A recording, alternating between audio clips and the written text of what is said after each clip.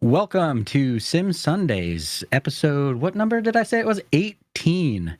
18 episodes straight of Sim Sundays by Gridfinder. Welcome to this week's show. We have a very special guest for you as normal, and Mr. Thom. Well, this week I actually have to specify Thom from Gridfinder because we have another Thom on the show this week. Thom from Gridfinder. How you doing, sir?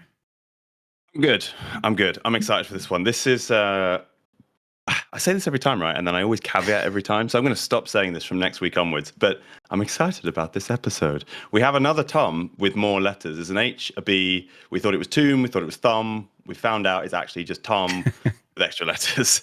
So I would like to introduce Thom Brouwer, who is an F1 esports driver and Alpine F1 esports ambassador, who said, I think I might be a good guest on the podcast because I'm driving an actual F1 car, if that's of any interest. And we were like, yes.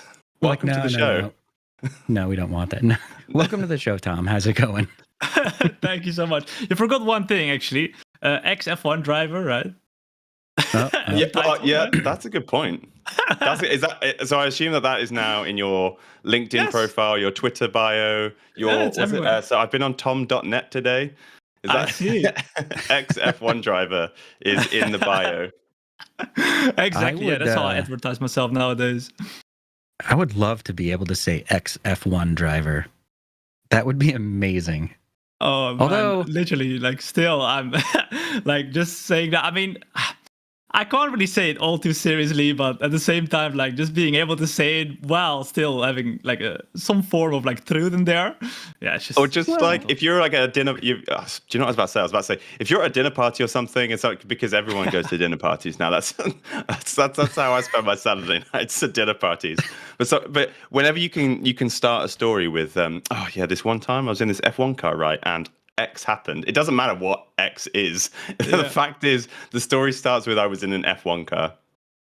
Yeah, no, for sure. And I'm sure we'll be talking about everything that happened today, because I mean, a lot has happened. Also to get there. And I mean, I love being here. So yeah, thank you so much for the warm welcome. And yeah, I mean, I'm really looking forward to just talking about what got me there and stuff, and how it was to drive the F1 car, because I haven't really actually talked about it too much yet, online, really? Apart from my own socials. No, not yet. We have an exclusive. We have our first exclusive. Yeah, actually, yeah. Well, it's interesting that you say that, because I am quite interested in the journey, because it's kind of mind-blowing that we're at a stage now with sim racing where you can be a sim racing personality, a sim racing driver, and real world opportunities are kind of not becoming common. Not everyone is doing it, right? But it's becoming a reality for a lot of people, right? So rewind X number of years, you're in your bedroom, you're racing Formula One on your, I'm going to assume maybe PlayStation, Xbox before PC, or maybe you went straight to PC. I don't know. Did you ever imagine that you'd be actually in that car? I mean, never. The thing is, it wasn't even a dream. Some people say, yeah, I mean, it's a dream really to drive an F1 car. But for me, it was never even a dream. You can't even imagine driving an F1 car in your life. It's not like I was working towards that or anything like that. But yeah, to go back, classic story, obviously, I drove with my sim racing simulator in my bedroom, obviously, like everybody. About 3 years back.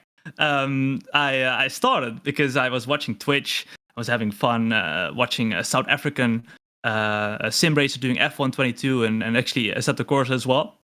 And I was like, I mean, let's try it out. Let's try it out. Let's see if it's fun. So I tried it out. At that point, the maximum amount of viewers you could get was 30 viewers or something like that on Twitch. So it was not a lot, really.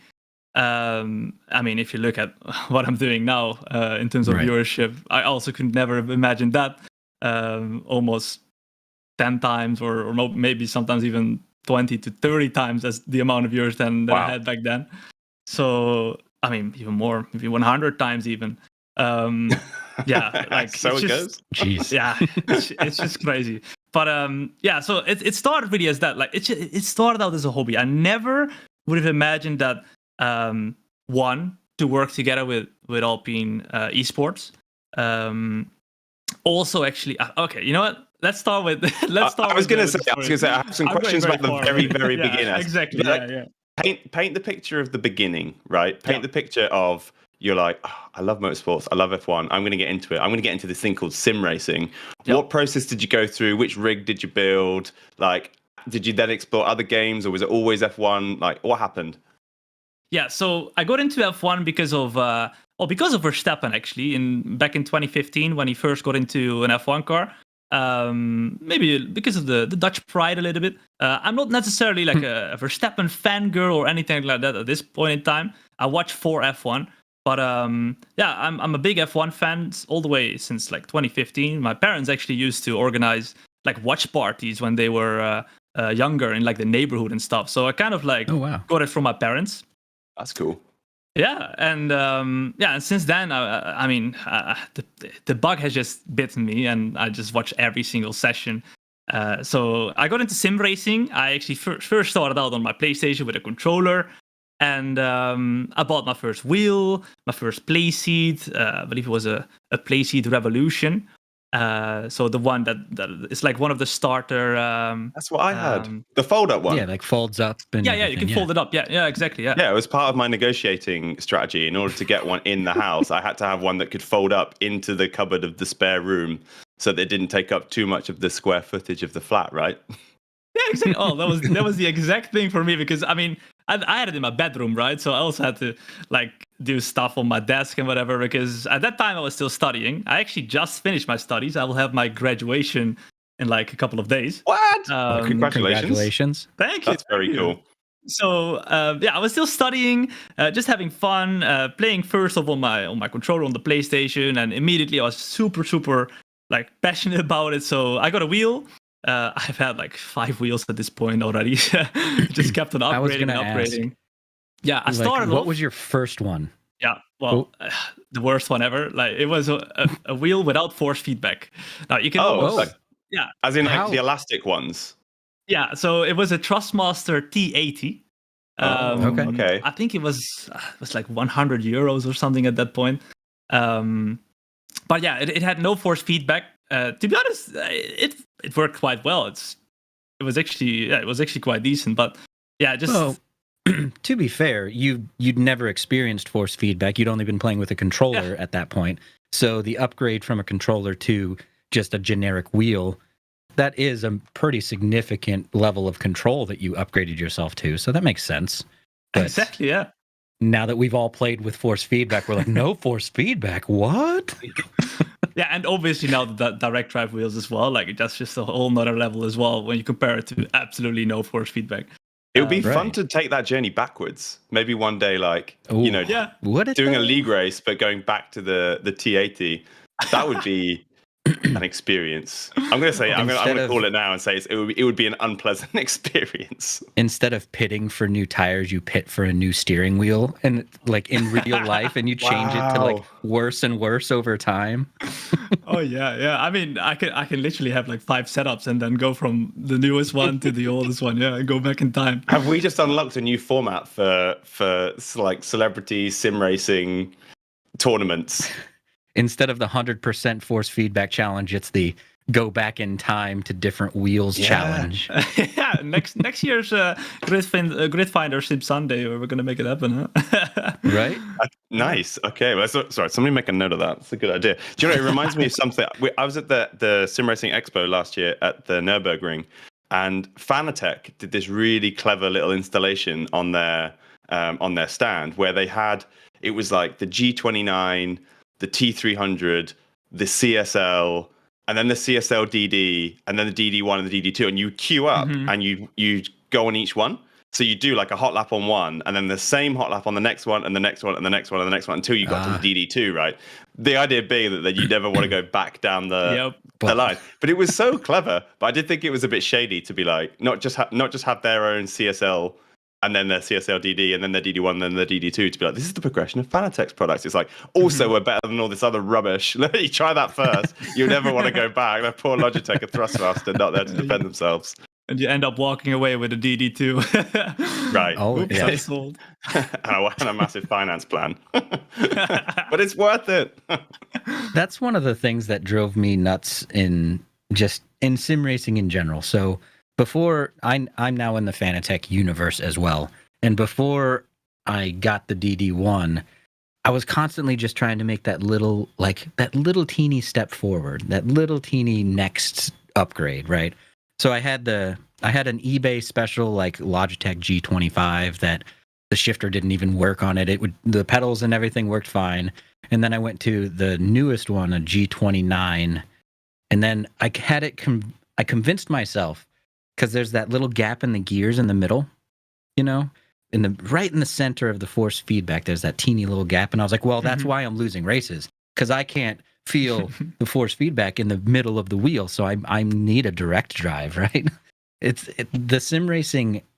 I don't know. If it's gear envy, if you call it that, or if it's just like you're trying to come up with excuses because you really want the next level of gear. So like any excuse, you're like, yeah, it makes more sense for me to upgrade my pedals and my wheel and this and that. How fast did you go from the very first wheel, the no force feedback wheel? You said you had 5.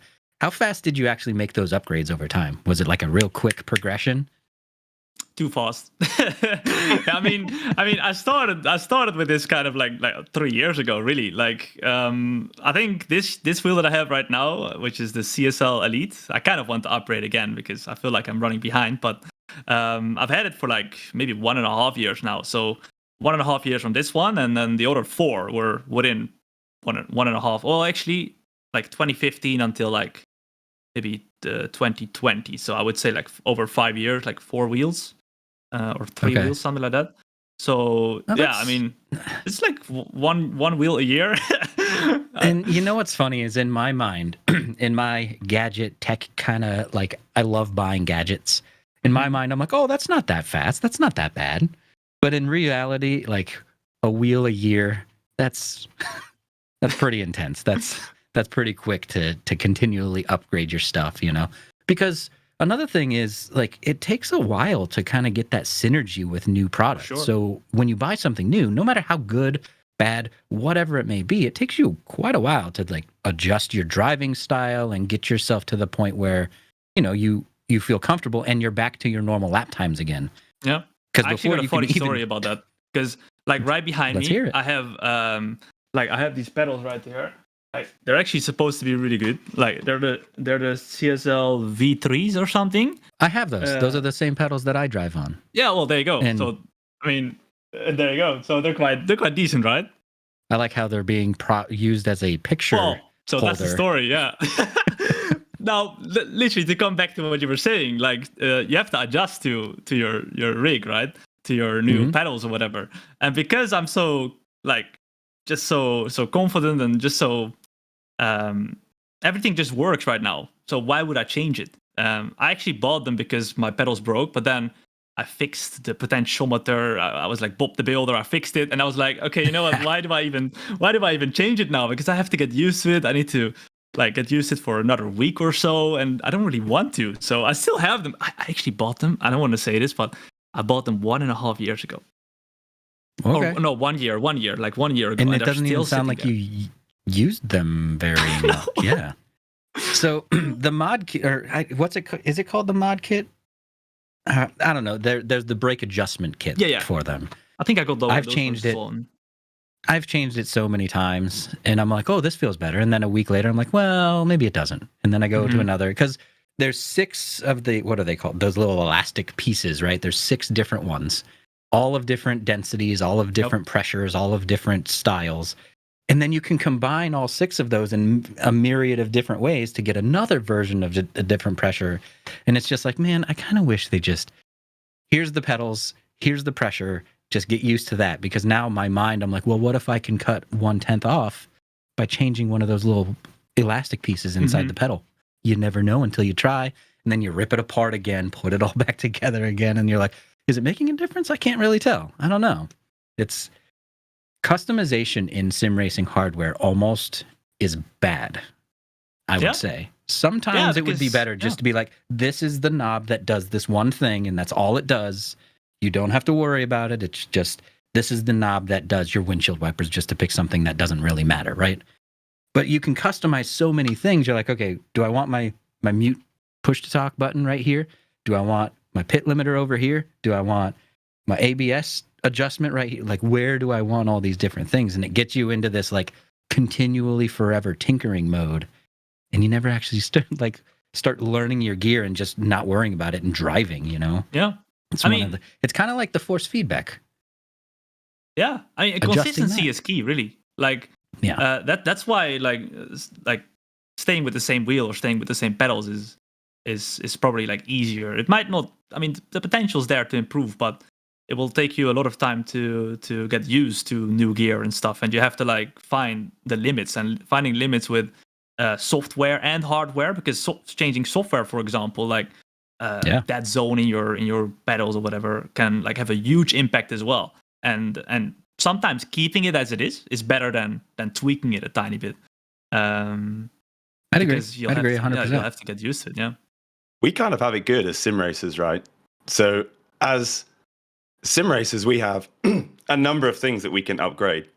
Wheels, pedals, and actually this list could go on, because if you think about the rig and then all the peripherals you could add to the rig, I bet all the other game genres look at the hardware providers in sim racing and are so jealous, because if you're like one of the millions and millions of people that's obsessed with like Call of Duty, they're like, right, look at this minuscule update to your keyboard that we can bring. All they have is those stick, like the clip-on stick extenders is like the mass. That's the accessory market. Yeah. Or it's like I remember when I bought a gaming keyboard. I say remember, it was like a month ago. I bought my first gaming keyboard, and like most people, gaming keyboard, cool. Right? Exactly. Right. So like most people, I like to do a lot of research when it comes to choosing tech, and keyboards were so difficult to research because it's so hard to work out why is this better? And it was all the different so this is an MX red key and this is an MX brown key. This one is switch and this is and it was like this one has a completely linear feel, whereas this one has almost like a springy feel. And then it was like the decibels of volume for like the average, and I was like, wow, they are really having to scrape the barrel of. Whereas in sim racing, you could talk about pedals and wheels until the cows come home, because there's so many things that you can upgrade. Wheel diameter has a huge effect. Thom, are you the kind who has multiple wheels at your disposal for racing, or do you only have that one F1, it looks like? Yes, yeah. No, so I actually only use this F1 one because, I mean, I mostly do like formula racing in terms of sim racing. But I don't. The thing is with F1 wheels or formula wheels, like, because you hold your steering wheel like this, like just like with your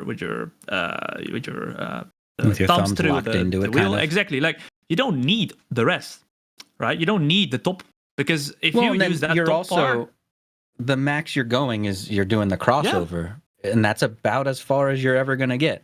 Whereas, like, let's say you're racing a Miata and you're on a drift track, you're spinning all the way around a whole 720 degrees.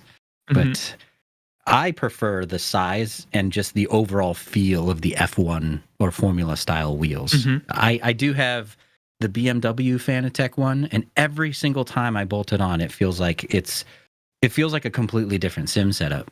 Yeah. Just because the wheel diameter and like where your hands are placed, it just feels a lot different. So in addition to the tinkering in software, we also have, I want to have a bunch of different wheels for a bunch of different types of racing. And then you get to the point where your own setup doesn't feel the same as it did yesterday when you were in a different car. Mm-hmm. Yeah.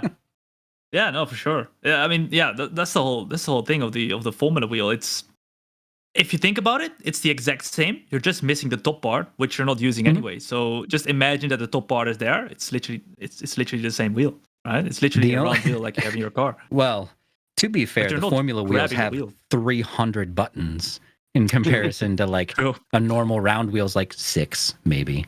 Yeah. That's it. You got all the knobs, the switches, the dials, all the different crazy things for the formula wheels. I mean, I like them personally. Yeah, same. I mean, like, what I love about the sim racing wheels is that you have like the joysticks and stuff. Like, it's just super easy to get through the menus. Yeah.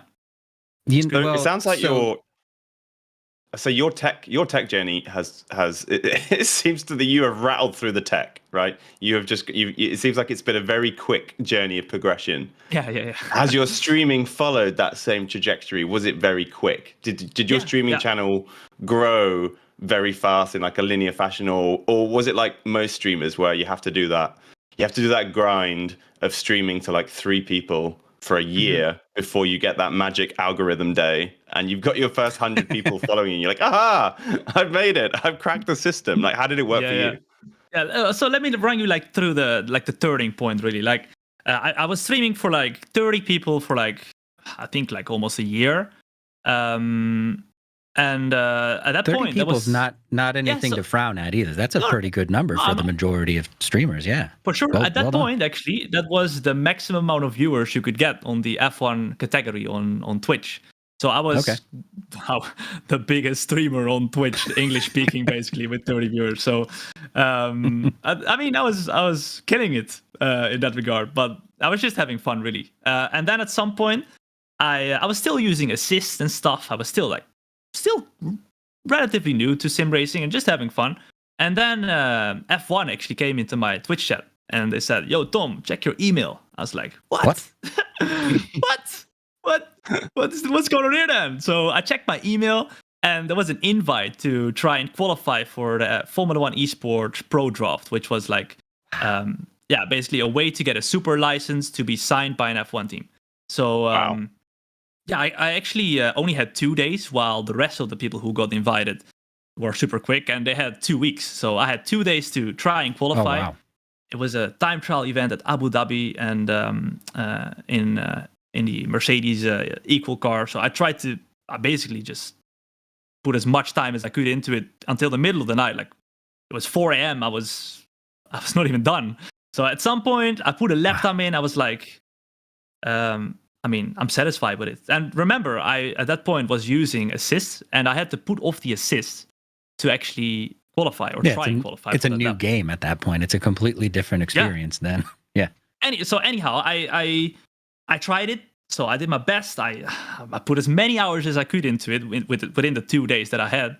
And I think 1 or 2 weeks later, I got an email back, and it said, "Congratulations, you qualified for the F1 Esports Pro Draft."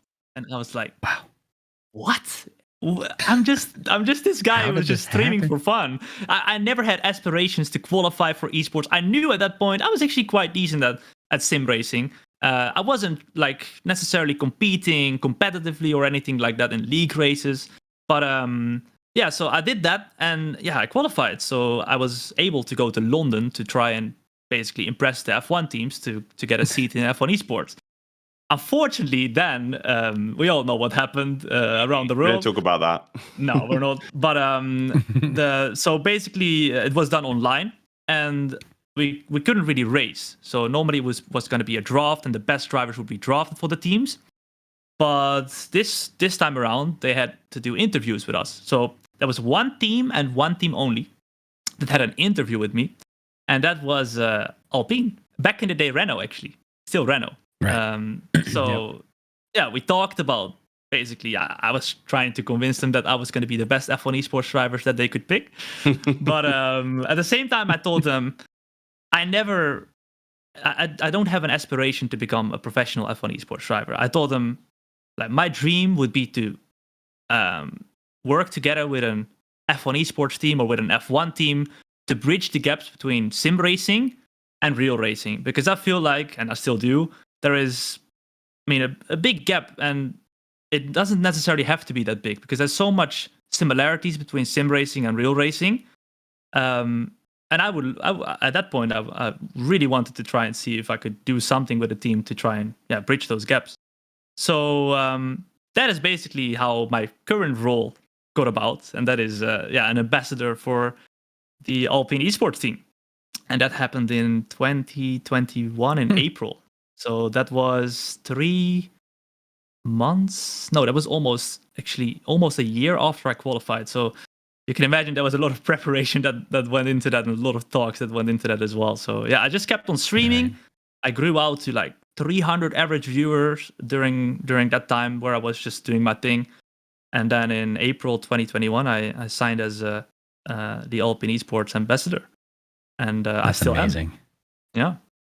That's amazing. That is a very cool story. And what was it like when you got to when you saw those numbers increasing and you started to see 50 people now, like 70 people, 100 people? There must have been a point where you were like, is this the Alpine effect, or like they're here for me, or they're here for Alpine? Like, how did you deal with that many people coming into the stream? Did you react to it, or did you try and just be like, right, well, I'm going to just be Thom. It's going to be normal Thom. I'm not going to change anything. I'm not going to react to the fact that the numbers are massive.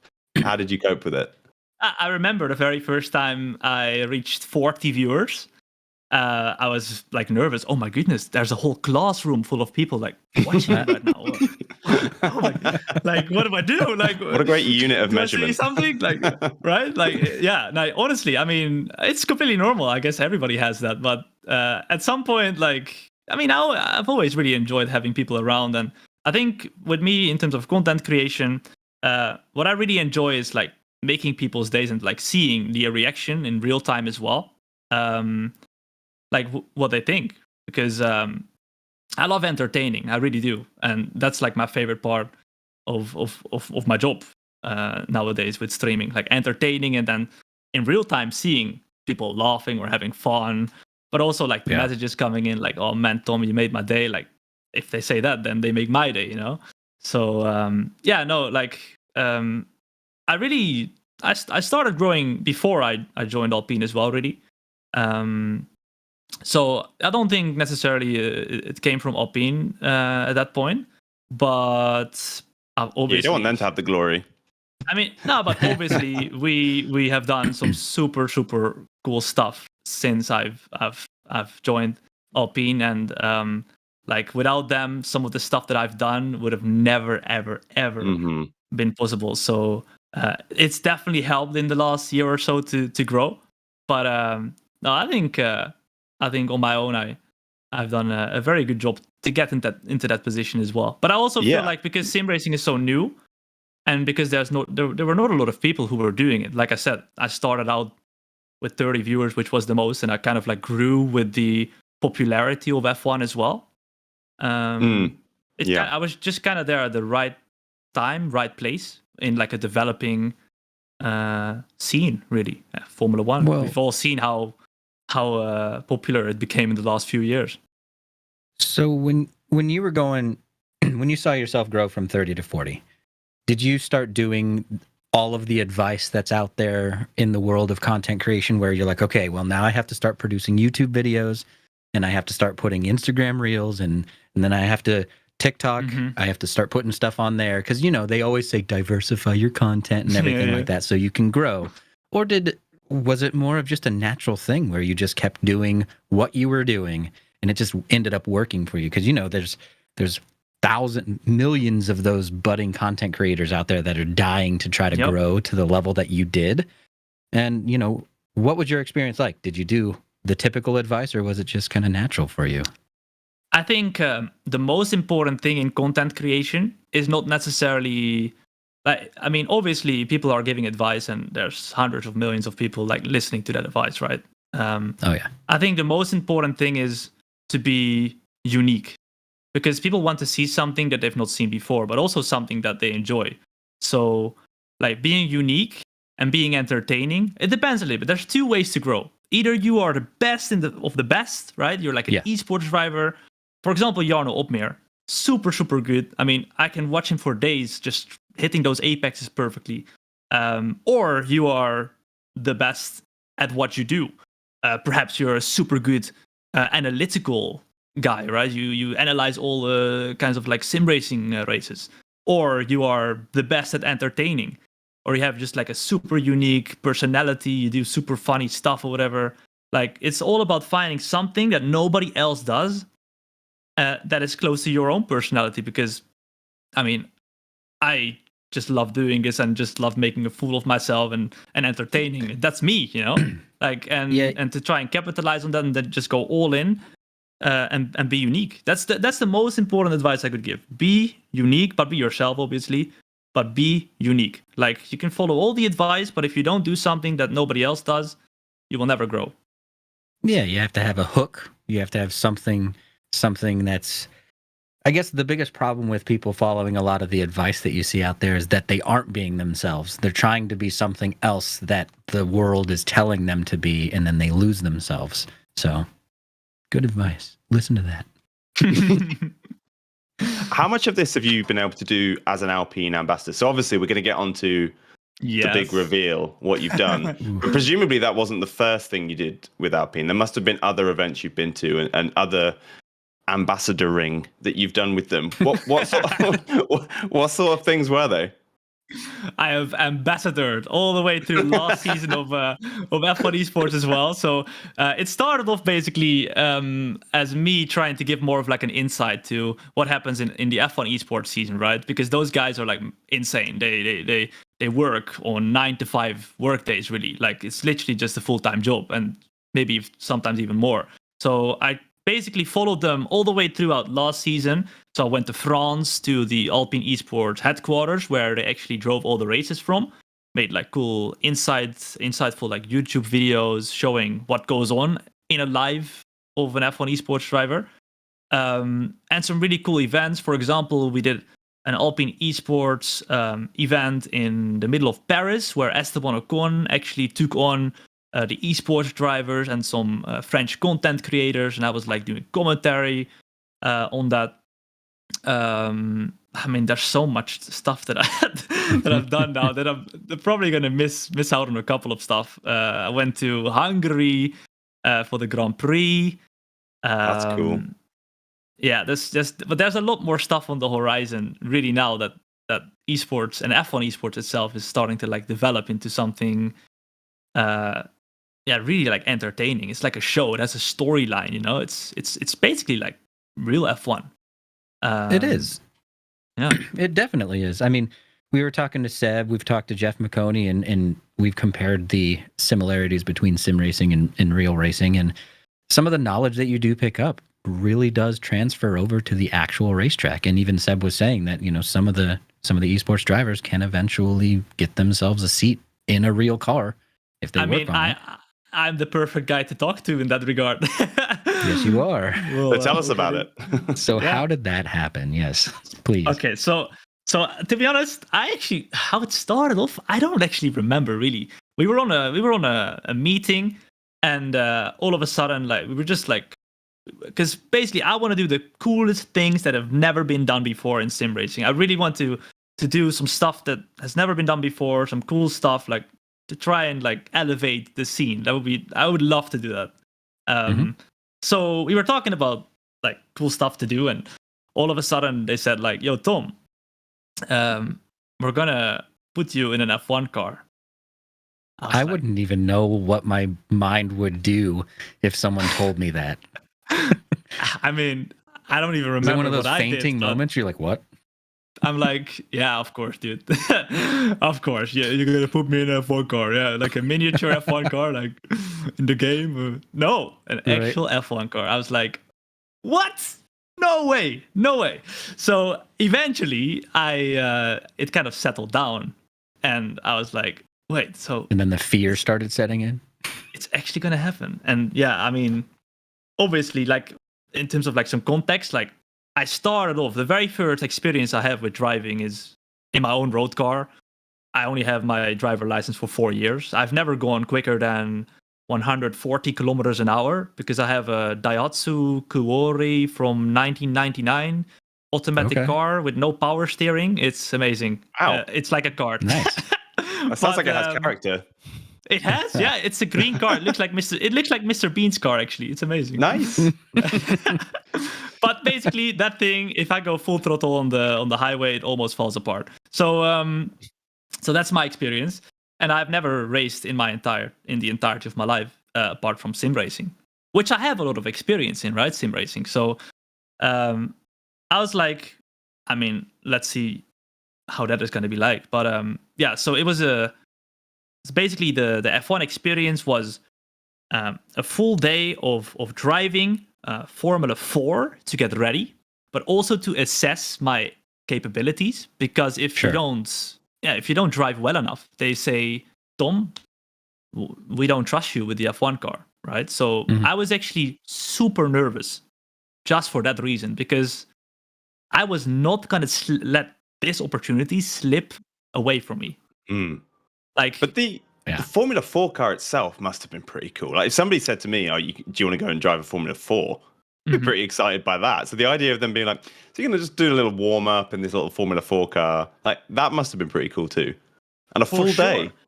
Yeah. So there was 3 sessions of Formula 4. First one was with a safety car to get kind of like the feel of it, and then after that, 2 more sessions to kind of like get some feedback from the engineers, and then kind of get rid of the mistakes and brake later, brake better, all of that stuff. So actually, before I get into like how it felt and stuff, like the Formula 4 car was a lot of fun, but very hard to drive. Really? It was actually harder to drive than the Formula 1 car. Wow. The F4 car. That's interesting. Okay. It was actually Why do you think that is? I would say it's because the Formula 4 car doesn't have, like, the engine isn't like the F1 car felt like an electrical car, like shifting down, for example. It just did what you wanted. The Formula 4 car, you have to wait for the engine. You can't go like shift down like straight away, boom, boom, boom. You have to like boom, boom, boom. You have to like time it perfectly in the braking zone due to the engine just not wanting you to shift down with the high revs. But also like the physicality. It was so much more physical in the Formula 4 car because like the steering and stuff was a lot harder. F1 car was just a lot more like streamlined, really.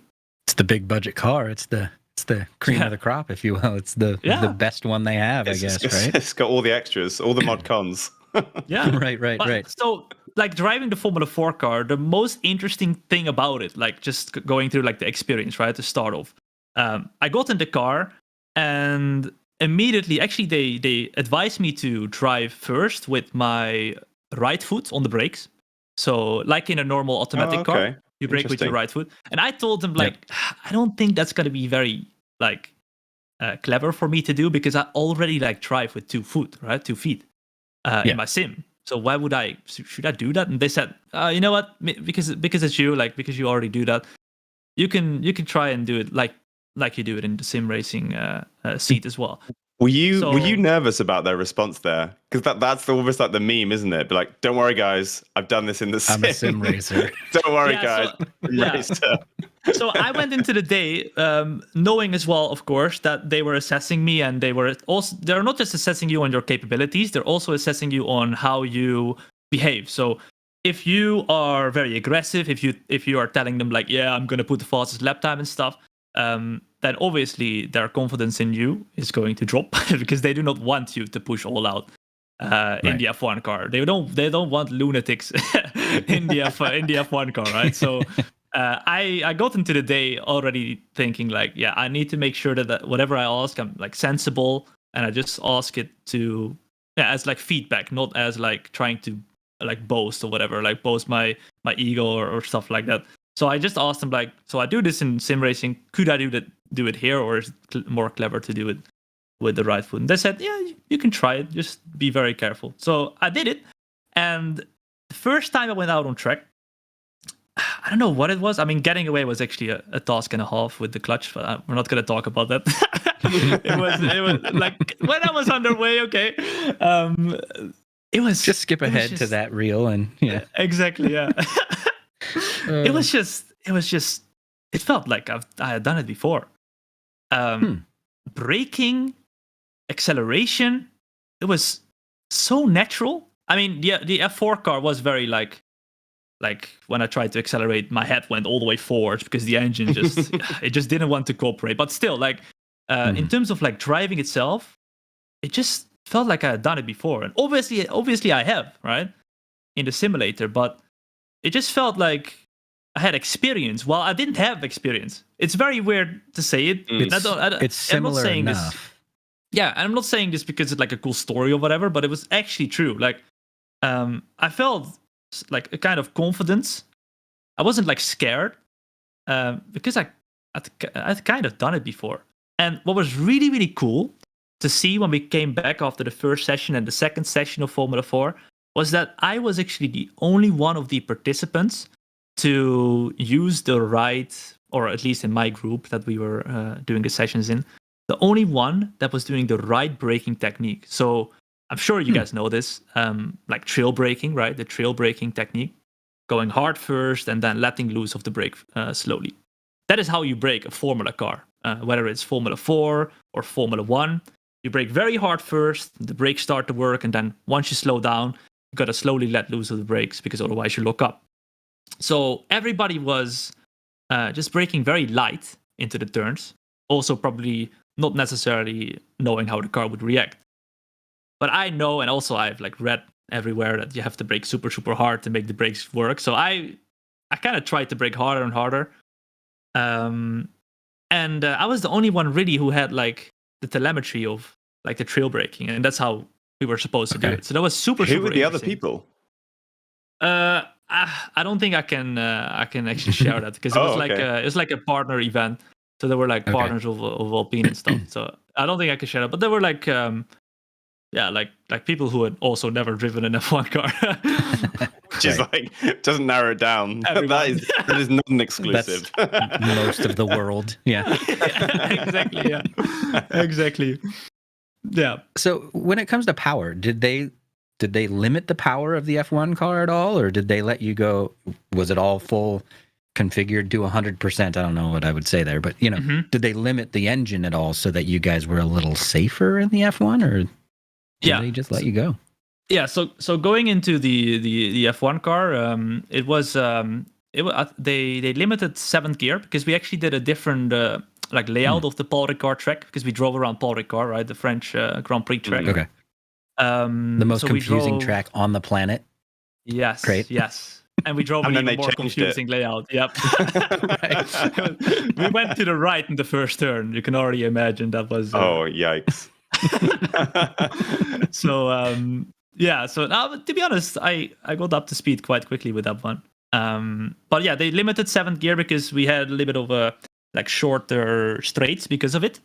Okay. We didn't have the long like back straight because we went to the right straight away. So that was perfect actually. And the thing is, I think I still went like 280 kilometers an hour or something like that. Wow. Which is mental. And you're not going to feel the difference between 280 and 310 or something.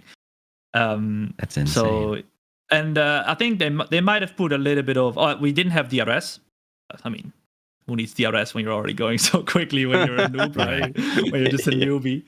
And there might have been like maybe I don't know this, but there might have been like a little bit of traction control or something like that. Like they made it as easy as possible for us to drive, yet still, it was like. Yeah, it was just an amazing experience. But before we go into the F1 car, right? So after the F4, I had to do the seat fit. So I was super scared about this because we had 2 F1 cars there. And one of them was made for like taller people like me. And one of them for smaller people. So I am 186 centimeters, which was actually 1 centimeter taller than the maximum limit. So I was already very scared that I was not going to fit, right? And in terms of weight, it was all right. So I went for the seat fit, and like I could feel like the headrest was like lifting on my shoulders, like almost like pushing me down. So it was so tight. But I was like, all right, like I'm just gonna sit as much as I can downwards, and I'm gonna like bend my back or whatever. I will pretend like this is comfortable. I don't care. Exactly. Like I don't care. I'm gonna flip and fit, even if I break my neck or whatever. I'm going to fit. So I at the end I actually had super bruised shoulders. Don't tell Alpine, they're not gonna like it. But I had super bruised shoulders. It was all worth it. During the seat fit, we also had to do a safety check, right? So we had to get the headrest out, and I also had to test how much brake force I could do. Because if you couldn't get past a certain point, you were not allowed to drive. So once again, super nervous because I was like, I need to do this. If I fail now, then I will never forgive myself. So I was super nervous. So I stamped the brakes, and actually I had the full brake pressure that was on the laptop. And that is something, the thing is, nobody really does that. They were actually like surprised. They were like looking around like, wait, what? So those single leg squats you'd been doing for weeks you're like, sorry, beforehand. that's my sim racer leg. So actually, but that's the thing, because I use like load cells right now on my brake, right? And those are already like 80 kilos. So like my theory is that having like the load cell already like prepares you a little bit in terms of like the forces you have to apply, because that's like not everyone does that amount of pressure. Right. Normal people, I'm saying normal people, but like people who don't do sim racing, all those people who've never been in a formula car, those normal people.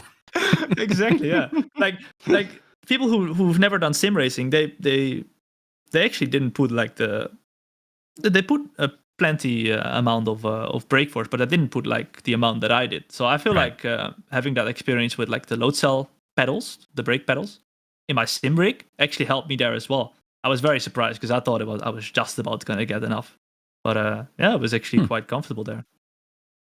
You know, this reminds me of the conversation I had with Cammie from Go for the Gap. And have you ever tried in your actual car to do left foot braking?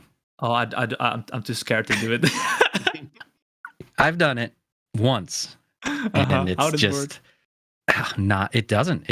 You stamp on the brake and you slam yourself forward because I don't know why. You just mentally you think, okay, sim race braking, bam, and then all of a sudden, you know, all the hydraulics come into play, and a road car doesn't need that much pressure for a brake ever. And, you know, you just slam on the brakes and skid your tires and go, okay, that didn't work out. Back to right foot braking we go. But now that you have to try it now, you know that, right? The thing is, in normal road cars, does it really work? I don't know. Like, are they set up to do left foot braking? It's like, absolutely unnecessary and not supposed to be done. But, you know, it's kind of one of those things that you have to try. Like, you got to give it a shot. Maybe I should try it. Total lost my Mr. Bean car. Oh. Just make sure no one's behind you because you're going to slam on your brakes. I mean, to be honest, it felt like that in the Formula 4 car. Like, every time I went to do like an acceleration or something out of a corner, like it was so like blocky. Like it didn't feel like very smooth in terms of acceleration. I just like my head like all of a sudden like shot forward. Like also actually under braking, like it was just like you could really feel the gears getting into place. Like it was just like impressive in terms of the forces. Wow. When you say that, it makes me wonder if like F3 is like a small upgrade, and then F2 is like a small upgrade again, and then F1 is obviously the top level. I wonder if there's iterations and it just kind of gets better and better and better until you hit 1. It's interesting. I don't know. Maybe I have to try the Formula 3 and Formula 2 car as well now. Yeah, oh, you have to. You have to. You have to. I have to try it. So how much coaching did you... How much coaching did you get between the two sessions, right? So you've done the Formula 4, and then you've done the seat fit, and you've done the brake test, and you've done the safety test, and then there must have been an overnight or a period before the F1 test, or other people are out, and you kind of stood around. Did you get much coaching about how to do it, what to do, what not to do? Was there anything that you're like, oh, I wasn't expecting that advice? Yes, so there was a load of coaching, as you could expect before being ready to get into an F1 car.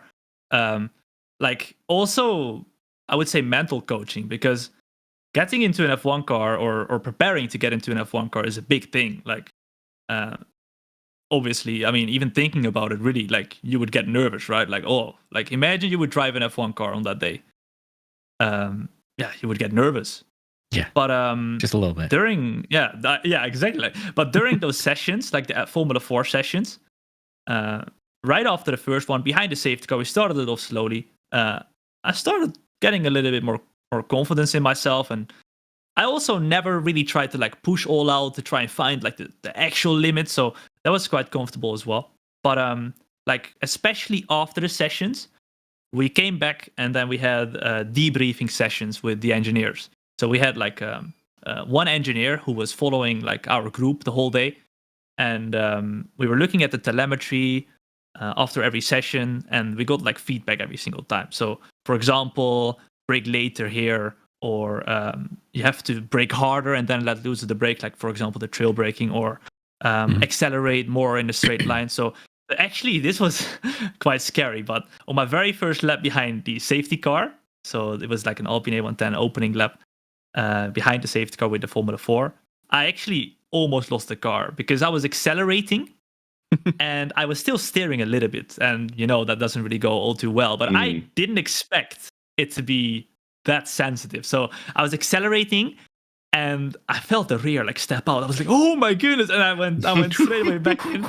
So that was my very first lap I did behind like the safety car in the Formula 4. So I was Your like, heart stopped. Yes, I was stopped. like, not already, guys, come on. So after that, I came back into the pits and I stepped out and I said to the guy, did you see me? Like, he said, yes. Yes. So what happened was you turned the steering wheel a little bit and accelerated, which is something you really must not do. So that was my first bit of feedback. And then through the sessions, we looked at the telemetry. My main bit of feedback really was that I had to brake later because I was already like quite confident with the way I had to brake and the way I had to like accelerate, and maybe to turn in later for some corners or turn in earlier for some corners as well to get the perfect line. But I mean, I already kind of know how to like approach corners from like sim racing. So in that regard, I wasn't like approaching the corner from the inside and then like I was outside, inside, outside, right? How you're supposed to do it. So that knowledge was already there. But like just how to feel the car and stuff. That was something I just learned throughout the sessions. And then at some point in the last session, I asked my engineer like, so should I push on the first lap already under braking, because I wanted to try and brake later and later. That was my feedback for the first turn. So I asked him, like, should I brake later here already in the first lap, or should I take it easy? He was like, no, take it easy in the first lap because the tires are cold, right? Yeah. So yeah, I was like, okay. And then I went out the first lap. I went to the first turn. I don't know why, but I braked very late and I completely locked up the tires, like completely flat spotted the tires. So I went back into the pits and I went out and the guy came to me, he said, what was that, dude? You literally asked me. You literally, like I asked him, right? He wasn't even telling it to me. I asked him, should I brake or should I brake a little bit earlier in the first lap? He said, yes. So I brake late and I looked at the tires. And then you just ignored that advice. You just heard no. Yeah, so I was actually very scared after that because I know that they are very serious in that regard, right? If you don't follow orders or if you ask them what you need to do, and then you literally do the opposite, they're gonna take it seriously, right? So I was like, oh man, like, please don't let this influence the opinion on whether I can drive the F1 car, because I was actually doing like the build up to the F1 car sounds like some of the most stressful. Like, if you don't drive the F4 car, you can't drive the F1 car. Oh, if you're too tall, you can't drive the F1 car. Yeah. Oh, if you can't push the brake hard enough, you can't drive the F1 car. Oh, like there's just all these things that are just like, you got to pass all these special tests, and they just keep adding more and more and more, it seems like, and then it almost gears you up, it sounds like, to when you're actually in the F1 car, you've already like expelled all of your nerves, and you're like, okay, well, I got here, so let's drive. So that's the thing. It was like the full F1 experience. It was stressful as well. Like the F1 drivers, they're stressful for a different reason because they're about to go and battle side by side for points. But for me, it was a very first experience in something as crazy as that, and it was super stressful for me as well because I had to do my best. Really, like I had to do my best, and if it wasn't my best, then it was not going to be enough. So like building up to it, we also had other things like the debriefings, also like the safety briefing, a lot of safety briefings, and like a reflex test, which like the F1 drivers do as well to prepare for races with like. Was it like the glowing dots on the walls that light up? It has a name, but I don't remember what it's called. I want one in my home nowadays. It's I tried it there, and I really would like one at my home as well now. It's actually a lot of fun. So, but how many of the buttons did you get to use? Like, there's a lot of buttons on a steering wheel. For a track day, was it like, okay, no, don't worry about that. You just need accelerate and brake and gear up, gear down. That's all you need. Or were you having to make changes on the wheel? So it was literally just the wheel that they used in the real life season, right? It was the 2012 Lotus E20 driven by Kimi Räikkönen in Abu Dhabi. So it was the chassis that he drove with. The actual F1 car. So it was basically like that steering wheel that he drove with as well, with a lot of buttons. They said you do not have to remember anything except for shifting up, shifting down, and the clutch. The clutch, because there was a clutch beneath the on the left-hand side as well. So we would go into the car, we would get strapped in, they would basically roll us out onto the pit lane, and then we would engage first gear, clutch, and then we didn't even press any brake or throttle, and then we would slowly release the clutch, and then the car was literally going to roll by itself. And then at some point, when the clutch was completely released, I went into, I didn't even go into a different gear. I just put a little bit of throttle, and I was off driving an actual F1 car. Wow. What was that feeling like when you left the pit lane for the first time in an F1 car, open track? What was it like? I mean, I actually, I was incredibly nervous waiting to get into the car. I was really, really nervous. But when I got into the car and when we drove, when they rolled us out, I was actually I don't really remember. It just clicked or whatever, and I was just probably adrenaline as well. I was just I don't think I was actually nervous. It was just I want to do my best, and I want to just maybe I was just very curious, really. I don't know. It would feel like the excitement would overwhelm you to the point of calm. Yeah, no, exactly. That was exactly what happened. You're in the car and you're just you're thinking kind of clearly because you're so excited. You're just calm. Yeah, nice and even. I was in the zone, really. I wasn't really thinking about anything except for just driving, obviously having fun, but going out of the pits, I wasn't necessarily thinking about having fun. It was more about let's drive and let's keep it on the track. Not scary kind of keep it on the track. Yeah, not necessarily scary kind of keep it on the track, but more let's drive, right? So I actually had an engineer in my ear, so he helped me to release the clutch. Super cool, by the way. It feels like you're an actual F1 driver. I mean, I kind of was, but technically.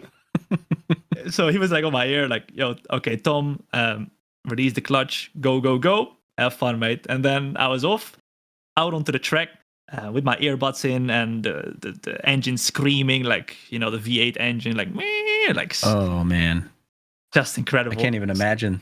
What was the acceleration like when you first put your foot properly down on the accelerator? What did that feel like?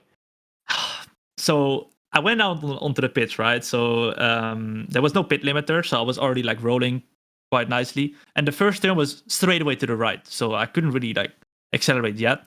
So I was taking it very easy for the first couple of turns, and then you get to the second straight before, I don't know what corner that is called, the fast right-hander in France. Mm-hmm. It's literally full throttle, but no lift, but it's very scary. I don't know which one it's called, but anyhow, so we went out onto the acceleration there, which was still pretty decent straight, and I was all right, you know what, Tom, go full throttle. And I was actually quite confident as well that I was able to break the car down in time for the next one, even though normally it would be no lift off or whatever, but I was I'm gonna brake. So I went full throttle, and even though I was fully strapped in, I could literally feel my soul staying 5 meters behind while I was it's full ham, accelerating, shifting up, and the wind came underneath my chin,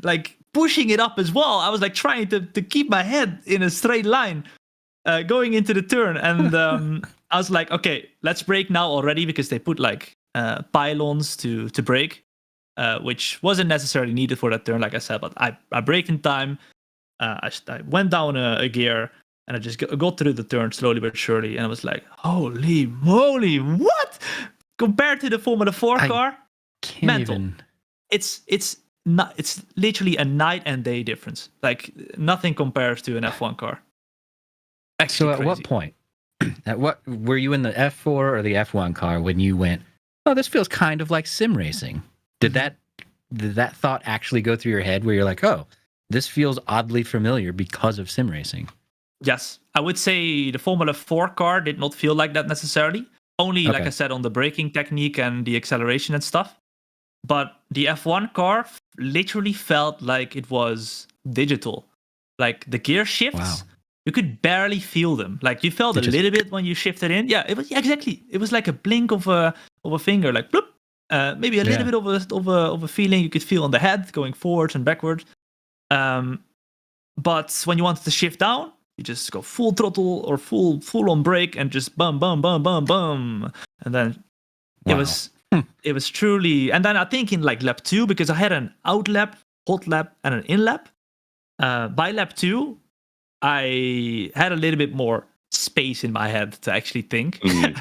First lap I was kind of exploring, trying to do the lines, not necessarily going all out yet, right? And then at some point I got through the last sector. I think on the second lap, so on the actual hot lap. And I was thinking to myself, holy moly, I'm driving an F1 car. And I actually... And that moment in your mind where you find like you all of a sudden check into what's happening and you're like, wow, I can't believe this is actually real. That's amazing. So I got through the last turn and a big acceleration zone, right? So I was smiling like a lot at that point. I realized I'm driving an F1 car. Now, Tom, let's go and enjoy it. You're in control. At that point, I was like, I'm in control. I'm not going to do anything stupid. I'm just going to have fun. Nothing is going to happen. I wasn't nervous whatsoever at that point because obviously I drove the F4 car before, so I know what a car does on the track now because that was my first experience with a race car. It probably felt relieving going from an F4 car where you say it was kind of difficult to drive and then sitting in the F1 car and having it kind of just like feel right. It probably was relieving so that you could kind of loosen up and have fun. Because if it was the opposite and the F1 car was way harder to drive, that would have been almost no fun because then you're struggling to drive the car and you're struggling with just getting the feel for it. But going the direction that you did where the F4 was better or was harder, that's amazing. So I can just imagine like you get that comfort feeling in your gut and you go, no, you're okay. Have some fun. Exactly. Exactly. Wow. That was the feeling, really. Like I was so confident in myself, not overconfident, because obviously I was still exploring like what the car can do, and like you're trying to find some limits, but at the same time you're not trying to find limits because if you're finding limits, you're gonna go over them, right? And you don't want that, and they don't want that. So that's why they give you 3 laps, right? At the end of the last lap, I was so confident that I was like, all right, let's do a quick lap. Oh, wait, let's go back in the pits. Right? But how did it feel on the neck? Were you going fast enough around the corners to really feel those like G-forces? Yeah, so I could have gone obviously a lot quicker through the corners with the F1 car. I mean, I don't necessarily have a trained neck. I could definitely feel the forces, but I don't think I went necessarily quick enough through the corners to really have like a massive impact. I would say I went like I could have done more with the F1 car through the corners, but I was primarily just having fun.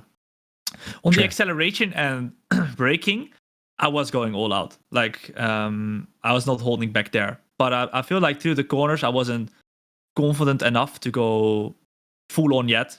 Because I mean, if you get a snap or anything like that, like the F1 car goes so quickly through the corners that you don't have a lot of time to like correct. But I mean, I wouldn't say I went slow through the corners, but I just made sure that I was gonna do all 3 laps. And I would survive each corner. Yeah. But I went quicker than the F4 car, that's for sure, through the corners. That is for sure. Yeah. That's for sure. And it felt way more comfortable. It was literally after the 3 laps, I was like, I can do like 30 or 40 more. Like just continuously. while with the Formula 4 car, after like 10 minutes, I was completely tired. I was like, oh man, like, I don't want to. Yeah. Yeah. So what's the output from this? Is there any content coming, or was there like a vlog done, or what was it you were trying to get out of that day? Mm-hmm. So obviously, I was actually that was pretty cool. The very first sim racing driver of an F1 esports team to drive a real F1 car, and Nice. I mean with that also to like make a statement, right? That Alpine Esports commitment to F1 esports and sim racing in general is there, right? They're the only team ever to put a sim racer in an F1 car. But also actually I actually live streamed it live on Twitch. So this was the first time ever that somebody driving an F1 car in general was streamed live. That's amazing. And I hope the numbers were good. It was, yeah, it was. It was really really good. And I'm gonna make a video out of it as well for my main YouTube channel. And that live stream is available on YouTube as well. Well, make sure you let us know when you do release that, because then we can talk about that. We talked about it on the show, and then here's the actual content for what we were talking about. Yeah, that's gonna be cool. I'm excited to see that personally, because I wanna watch that. You know what, Chris? Anybody will like watching that. I think. I mean, still watching it back. I remember like even a month after I've done it. I was still saying like every hour or so, like, what the flip? I drove. That's very cool. And I have the footage, so I mean, I've not been dreaming, right? Yeah. Right. Did I dream that? Was that last night when I was sleeping? What happened there? So, honestly, Tom, listening to this story, listening to this story of like sim racing to real racing, you go out onto the out from the pits onto the road, you put your foot down, and you feel that power. Really reminds me of the 4KA, you know that racing, that racing that we do at Gridfinder. So you mentioned it earlier, Tom. The race we do is called Enduro Car, and we race the 4KA, and we went from sim racing to real racing and endurance racing. You skipped a couple steps with your journey into F1 instead of Enduro. We started with we have so I remember I was watching the Singapore Grand Prix today, and Martin was talking about the Formula One's limp home mode, essentially, right? So he was saying that some of the cars ran out of fuel during FP3, so they got home on the battery. The battery's like 160 brake horsepower. The other 840 is the engine. And I was like, wow, their limp home mode has 3 times more horsepower than the 4K that we race around. I was like, that really puts it into perspective. No, but you know what the funny thing is, like in terms of that, like because the 4KA is a completely different car, you don't need necessarily the horsepower to get that racing feel. Because when you compare the F1 car to the F4 car, like I said, like the F4 car was tougher to drive. So like if the F4 car would have gone as quickly as the F1 car, it would have been undrivable in terms of like how quick it was on a straight, right?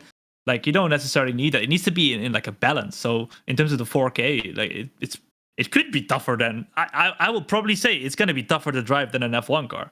Like I've not driven that car, but I'm sure it's going to be tougher to drive than the F1 car that I drove. Every car is tougher to drive almost than the F1 car. Yeah, it's a lot of fun. The racing is very good because it's slow. So slow racing is close racing, right? It was right. It is good. But talking of racing, Chris, is it time? Yeah, I think it's about time for us to transition into playing some F1 22 with you, Tom. Now, obviously, Tom and I won't be as good as a real F1 driver because you actually are a real F1 driver, technically speaking. Now, we won't talk about the actual racing portion, but thank you.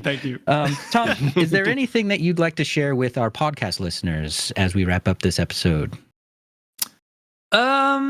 Yeah, I mean, if you want to check out the F1 drive that we've been talking about today, it will go live very soon at some point on my main YouTube channel, like Thom THOMB. If you want to check it out. The easiest way to find you, how I found you all over, is just searching for your name, THOMB, just on various places. I'm everywhere. And you're the first result. Very easy to find. Exactly. Yeah. So I mean, I make content everywhere, really, like Twitch, TikTok, Instagram. I'm mainly on Twitch, like as a live streamer. That's like my main thing. But yeah, I mean, if you want to check it out, then that's cool. But yeah, I mean, I'm really looking forward to some racing then, huh? Yeah, so that's going to do it for this episode of Sim Sundays on podcast services. But if you'd like to hang out with us on Sundays and actually race with us, we go live at 8 p.m. UK time. And then about an hour after that's when we start the racing. And anything left to say, Tom? Gridfinder Tom.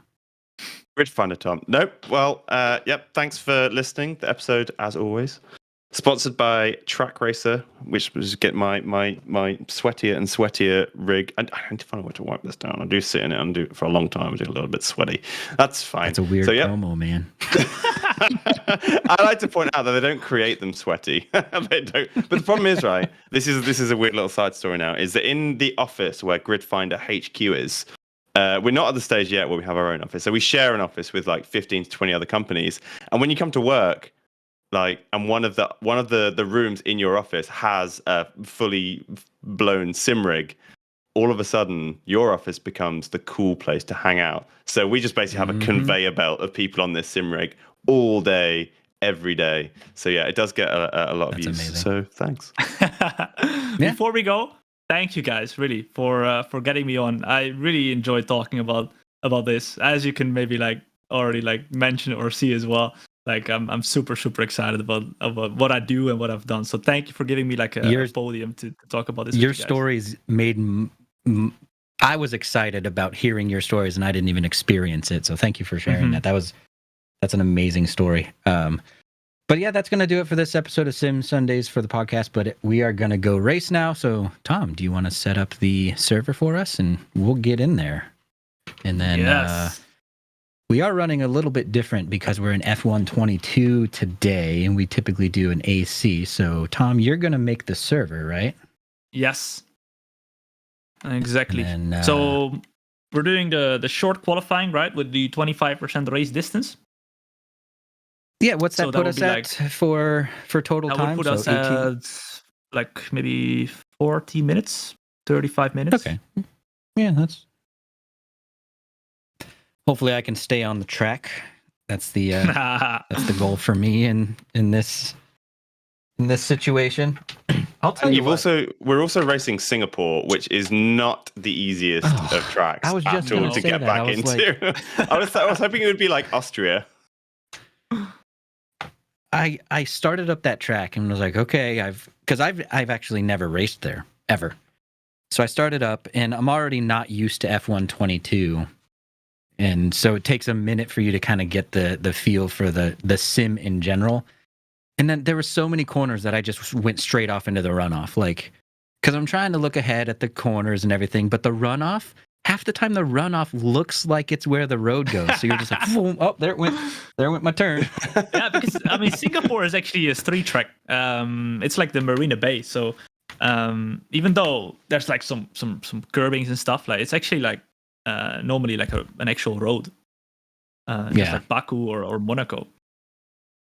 It looks like. I like myself some Monaco, but I don't know. This track seems way more difficult. It's probably just because I haven't put a lot of time into it, of course. But oh man, it might be a struggle. So if I end up taking anybody out, just know that I apologize and it was not on purpose.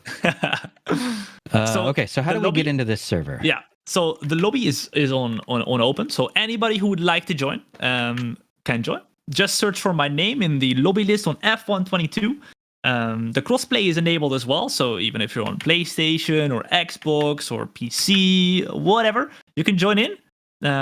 Only thing you have to do is go to multiplayer, then browse list, and then swap through, and then search for my name, Thom, or however you want to say it.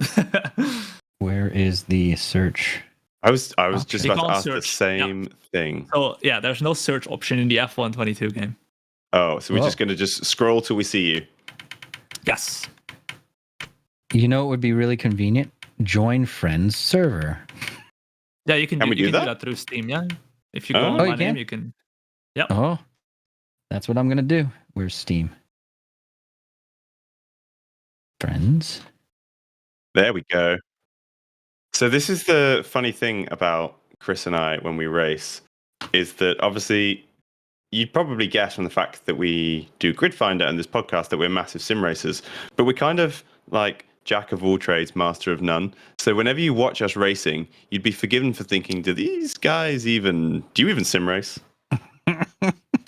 Especially me, let's be honest. Can you flip a car in F122? Because if you I'm going to be back in 1 second. I put off the damage because otherwise it's going to be just like the real life race. Thank you for that. Thank you for that. Wait, let me reset so that we don't start yet. There we go. So we'll just get people in. Just to remind people, if you'd like to join in, just search for my name, Thom, in the lobby list, and then you'll be able to join in as well. And we're going to do a short qualifying session of Singapore, and then a 15-lap race. I mean, what we can also do is we can also do short races of like 5 laps or so. We can do a couple. Maybe that's going to be more fun so that we can stay close to each other. Yeah, that might be a good idea, just because I'm sure I will go into a runoff and then I'll be out for the entire race. But if I restart on another instead, maybe we'll be able to keep up. Yeah, exactly. Yeah, I think that's the best thing we can do. Yeah, all right. I'm all good for any of it. This game does look beautiful, though. I will have to say, because I'm so used to playing in like AC, where you get. Like, I've installed the mods and everything to make it look better, but, being a brand new game, uses all the fancy ray tracing and all that stuff, it does look very cool. Now, except for the fact that in this lobby, like, there's a supercar in your living room or something. Yeah, so they added supercar. They added like an F1 live feature. So, like, you can have like you can customize your own house. You can basically like live like an F1 driver. So it's a little bit gimmicky. Nice. It's a little bit gimmicky, but yeah, you can have like supercars. You can unlock them. You can. That's kind of fun. Yeah. You say it's gimmicky, but look what Grand Theft Auto did with being able to customize your cars and live in lofts and live in houses and all that stuff. And I mean, that game's been out for 10 years now. I think I just saw its 10-year anniversary, and it's still going strong and topping the sales chart lists still. I don't know how 10 years later everyone doesn't just have the game. Like, doesn't everyone own it now? Every single person on the planet? Yeah, it's crazy. Yeah, I'm sure you've all seen the leaks as of late. I'm just so hyped for the new one. I can't wait. It's going to be so good. I'm a big GTA player, but I've played so much of the old one already that... Like, see, I try to go back and play GTA 5, and for some reason, I'm kind of just in I'm kind of bored already. Like, you'll make funny moments. Funny things will naturally happen when you're in a lobby with friends. But after a while, you're like, well, we can go do the same things we've done for the last 5 years if you'd like. And everyone's like, nah, let's not do that. No, exactly, yeah. It's been like, how much? 7 years or something? This is the last one? Well, I think it was 7 years since it came out on PS4 and Xbox One. I always get confused at the Xbox numbering scheme, but... I think there was a really great stat, and it was like PlayStation 2 has had PlayStation 2 had 3 versions of Gran Turismo. Gran Turismo 5 has had 3 versions of console. Yeah. So like it came out hilarious. with like, it was like, I think it came out on PS2, PS3. Oh no, sorry, PS3, PS4, PS5. PS3. Yeah. I remember that, yeah. That game has survived 3 consoles. With the exception of PS5, because I haven't bought a PS5 yet. I bought it on PS3 originally, and then when they did the upgrades to PS4, I was like, well, I want the upgrades. Of course I want the upgrades. So I bought it then, and then I bought it on PC because I switched to PC. They've gotten a lot of money out of me just by releasing the same game. They almost have the same strategy as Nintendo. Have you ever noticed Nintendo just keeps re-releasing, not even remaking games? They just literally re-release Mario 3 and people buy it up. Same game. Yeah. Exact same game. Every time. I mean, it's kind of the same with the yearly installments, like for example the F1 game and then like FIFA and stuff as true. Well. But I love having the newest cars in the game at all points. It's fun. You know what I would like more than a yearly release like that? Let's say they switched to Unreal Engine 5, which is the most recent version of Unreal, right? But then instead of doing that, it's like a yearly subscription fee. But instead of having to like start the old game, it's just F1, and you can go to the 2021 season, the 2022 season, the 2023 season. You can race any of the tracks, any of the cars, in any, like, you can mix and match lobbies with cars and do all kinds of crazy stuff. I think that would be a lot of fun, rather than having to be like, okay, well, it's F1 22. If we want to race the old cars, you have to go to F1 2021, and then you have to go back into another game. I think that would be an interesting system where then you also keep your stats and keep all of your unlocks and all that stuff, you know? Especially if you're making a house. Because, like, I bought a couch from a house, and now I have to buy a different couch because it's 2023. Exactly. That couch is so 2022, man. Oh, man. All right, should we start with the three of us? Let's do it. Seems like... let's do it. And then if people would like to join in, then they can do so after the 5 laps if we want to do another one. Let's do it. Oh, there we go. We got somebody joining in. We just got one. Champagne God. Welcome, sir. Welcome in. Awesome. Okay. Well, I'm just hoping to keep up. Oh, you will. You will. I was just looking at the chat, and somebody has just joined the chat with possibly the best username I've ever seen. But I don't... Oh, hang on. Maybe... Now I'm thinking about it. I'm thinking maybe there's a euphemism there. I thought it was just good, innocent fun. And now I'm thinking about it. I'm not sure. Yeah, so I'm going to just refrain from... I was like, oh, that's kind of funny. I was like, because in my head, I was like, that's so random. Like, why? I don't get it. But it kind of made me laugh. And now I'm like, oh, no, wait. He's sorry, running at F4 speeds with his brain in there. Yeah, so, yeah, you nearly got me. Track. I hope it's dry. Yes. Oh, it's actually daytime. Oh, I didn't even put it. Oh, interesting. We're doing the practice session conditions.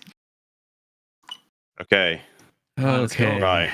I mapped the buttons yesterday. The day before yesterday, I mapped the buttons, and now can remember none of the buttons. I know. I think I've got DRS. I think I've got my DRS and ERS sorted. I don't even. I mean, as long as you're in P1, it doesn't matter if you don't need the DRS. Huh? Oh yeah, exactly. I'll go to the back, see if I can overtake all of you guys. Oh, great! Here. Spoiler alert. Yes, you definitely can. Oh, there's somebody with a drive-through already. How do I unengage my clutch? I think it's just the gear up. Oh my god. Okay, here we go. Or maybe you have to map the... Oh, there you go. Oh my god, I almost did it. Did you see that? I almost did it. I also have the volume very low. Tom is already... is it 2 quarters behind? Oh god, yeah. Well, that's because I haven't got my clutch mapped. Right, mate. What do you use a button for your clutch, or do you use your clutch pedal? The thing is, I use the gear shift up to actually the clutch as well, right? So basically, I hold the gear up, and then that's basically my clutch as well. So then whenever the lights go out, I just let loose of that one, and then I just shift up. It's annoying that you can't start in second gear because, for example, in real life, they actually start in second gear sometimes as well. But you can't do that in this game. There we go. Three Musketeers.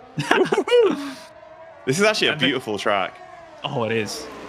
Oh, no. It really is. Come on, make it. So this was the part where it was super, super wet today, actually. Oh, look at that up the inside. Hey, Chris, I just overtook a real F1 driver. I see it. Oh, no, I just got excited and planted my foot. Although, as I was overtaking, I tried to deploy my ERS and instead changed my camera, so it wasn't the smooth overtake I was hoping it might be. So you're in the third-person camera right now? Yep, and it's freaking me out. Oh, my goodness. God, my brake pedal is so sensitive on this game. I'm locking up left, right, and center. Are you running no assists? Yeah, no assists. Ooh, that's ballsy. Yeah, me too. I've honestly played hundreds of hours on F1 2019 and 2020. I've never played F1 2022, but I'm liking it. Yeah. It's a little bit of an easier game to get into. I mean, depending on if you put on the no assist, then it's gonna get tough at the start, like we just saw with Chris. But I pretty much always drive with no assists because I figure I'll get used to it eventually. Yeah. Rather than getting used to having assists on. No, for sure. I mean, if anyone like is planning to do anything in sim racing, if you want to like take it seriously at some point, always the best thing is to just put nothing on at the start in terms of assists and just like really struggle, but you'll learn it a lot quicker. Yeah, struggle through, but learn everything that you need to learn. Yeah. Also in terms of racing line, because like there's a racing line on this. Oh, Tom, that's a tough one, huh? That is tough. Are we going to see a sand, though? Are we going to see a sand?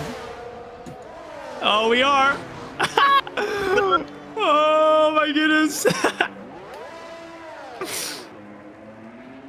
Where are you, Chris? Chris coming up. In a runoff. Like I said, I thought it went straight. I'm in a runoff, I think. Could be a runoff, could be the track. Who knows? The runoffs look like that's where you're supposed to go, and then I realized that I just passed the corner and go, oh, dang it.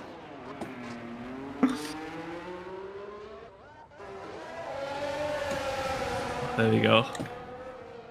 Okay, I'm doing that thing, Chris, where I'm super concentrating now because I reckon I'm being semi-competitive. Let's go. It only takes a couple laps for it to happen. Oh. Side by side into the next turn. Second gear. It's Tom v Tom.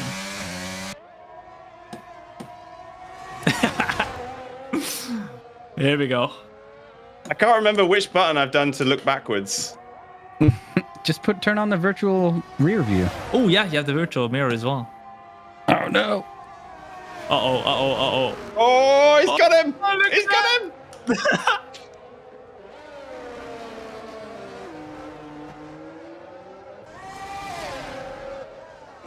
It's crazy. I mean, I was kind of forced to do no assists on this game, but I'm so thankful because it's so much more fun driving with no racing line and stuff. It's a whole different kind of game. A hard time in the beginning because he used to stream when I first started working with him. Mm-hmm. So he'd stream once in a while when he was playing his F1 tournaments and stuff. And I'd always give him a hard time because he had racing line turned on. And then he admitted to me at one point, he's like, I don't know how to turn it off, so...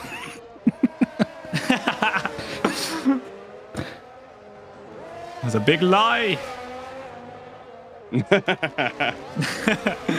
But in iRacing, he doesn't have any of that, so... So what games do you guys normally play? Like I'm very much an Assetto Corsa kind of guy. Assetto Corsa, I see. Me as well.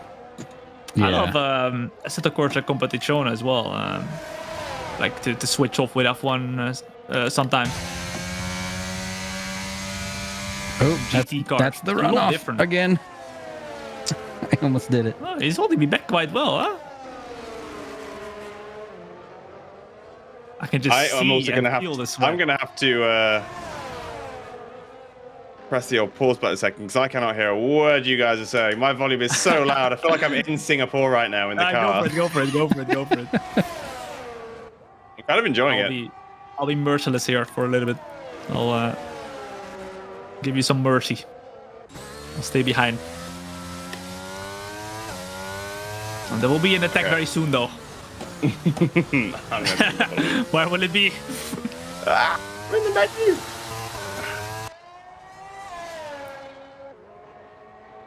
Here we go.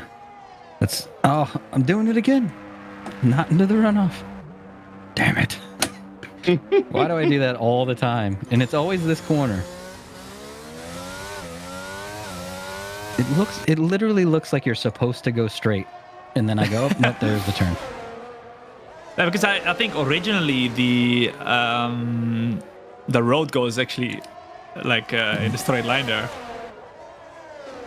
That makes sense. This whole section, like there's 4 corners in a row where the road just looks like it's supposed to go straight instead of turn. Baku is even worse. Oh no! I just unpaused it at the worst time ever. In the middle of the tunnel.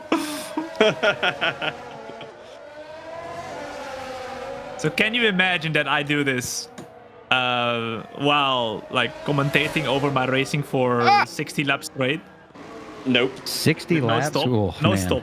I do no stop. Literally 0 stops. Well, I mean, I do There pit has to stops, be... How long have you been doing it now? I've been doing it for 3 years now. 3 years. There had to be a time where, like, yeah, in the beginning it was really tough, but you just kind of become used to it. So it's almost like you don't even really have to concentrate about actually talking and racing at the same time. Yeah, so it's like almost completely automatic. Like almost at this point, really, like I can just drive without thinking, really, and just talk. You know, like it's. I think I'm confident in saying like I'm probably like the only one really out there who can do it like how I do it, like commentating while driving almost at my maximum capability, you know. There had to be also like a moment where you got so good and just kind of, I don't know, fell into your groove. Yeah. Dang it. At some point you just get comfortable, really, and then you can focus on the other things. And the thing is, I've driven these tracks so many times already as well. Like, I think for 5 games long, I mean, these tracks have been in the game. So at some point, you can drive them almost like eyes closed, you know? Almost autopilot, I know exactly which gear to be in. But yeah, I mean, that's the thing about like, because it goes so quickly in the F1 game, you need to kind of know which gear to be in for every single turn. Otherwise, it's just gonna be. Oh, look at that! There you go. I tried to be gentle on you guys. Coming around that corner when I was spinning in circles. Just putting some rubber. I'm now completely hooked on this game again. I want to get good at it, so I have to devote some time, you know? Mm-hmm. I would say, like, the transferring over the skills from different games is actually quite doable in the F1 game. You just need to adapt to the acceleration and like the feel of the car. I like the RSS Formula Hybrid is in AC. That's my favorite car to drive. Yeah. That is beautiful.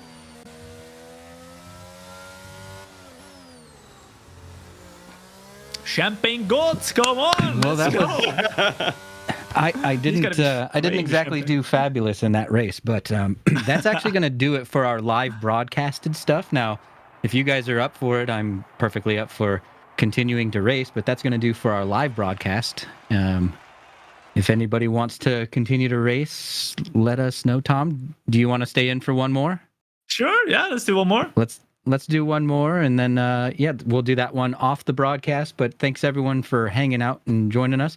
If you want to join in, it's F1 2022, and since there's no search, unfortunately, you just have to search for Tom, THOMB, and look for his server that he's running on the game. But yeah, thanks everyone for joining us for Sim Sundays again. We'll be back next Sunday, 8 p.m. UK time, just like every single week. Thanks, guys. Bye.